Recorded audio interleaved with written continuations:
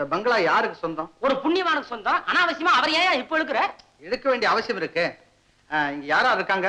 கண்டவன்லாம் இருக்காங்க, உன்னையும் சேர்த்து. இந்த கண்டவங்க எல்லாம் கொடுக்குறாங்களா வாடகை, அது அந்த புண்ணியவாங்கிட்ட போய் சேருதா? அஸ்திவாரத்தை அசிக்கிறான். ஐயோ, இப்போ உனக்கு என்னையா வேணுங்கிற? இந்த ரூம் வேணும். அது நடக்காது. அப்படின்னா அந்த புண்ணியவானுக்கு லெட்டர் எழுத போறேன்.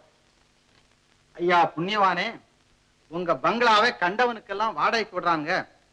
உங்க ரூம்ல ராமையா தேநீரவு கொண்டாட திட்டம் போட்டிருக்கான் அப்படின்னு எழுத போறேன். என்ன சார் நீங்க? நான் ஒரு பேச்சுக்கு சொன்னா பெரிய மனுஷன் தான். நீங்க தான், நான் தான். நீங்க என்ன புரிஞ்சுக்கிட்டது மாதிரி நானும் உங்களை நல்லா புரிஞ்சுக்கிட்டேன்.